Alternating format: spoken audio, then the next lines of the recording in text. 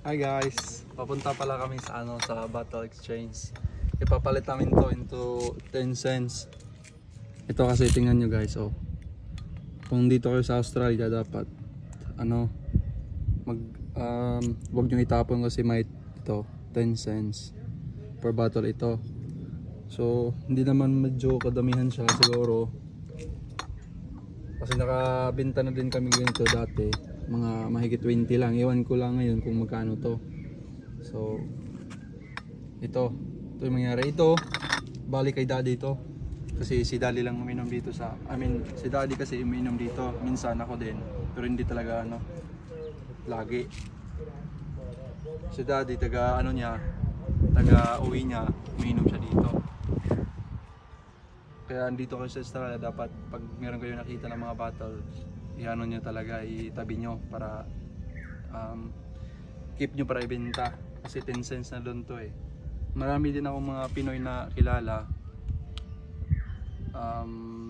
Pag nakikita sila ng mga bottle, itatabi din nila kasi alam nila na mahalaga to. So yun guys, papunta kami ngayon sa ito pa dito. Ito sa Putsirin meron din dito, 10 cents din to ito. Kung makikita nyo ito. Sa Pinas ata parang walang ganito eh. Dito sa Australia lang talaga. Diskarte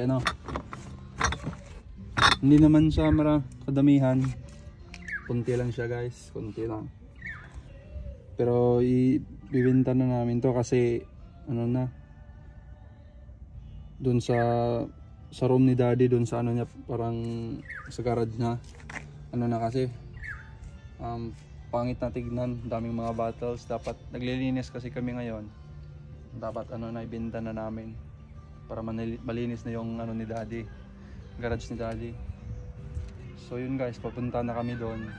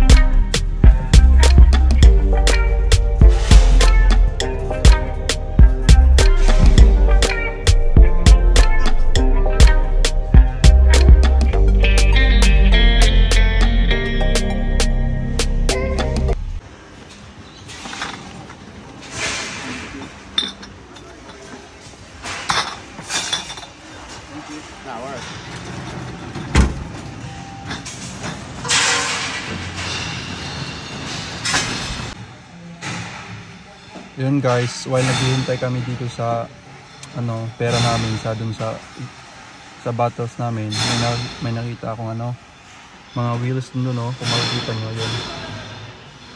Tinatapon din nila yan dito. Tingnan nyo. Diba? Siyempre ganda po. Tinatapon na dito.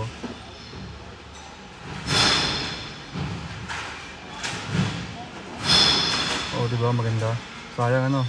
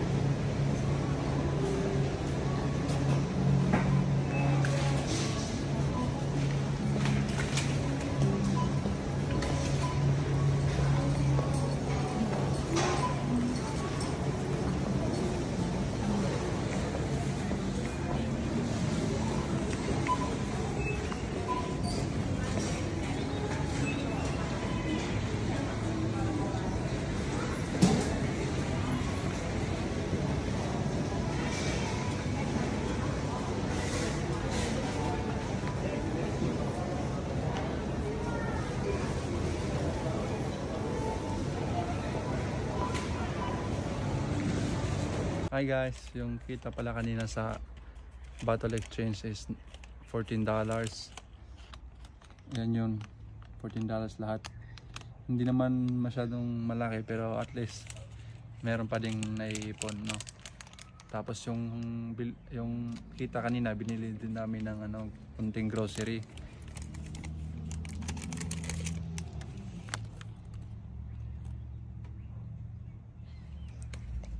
Thank you very much guys for watching. Please subscribe to my YouTube channel. Thank you. Tignan mo yung view guys, maganda no. Ito yung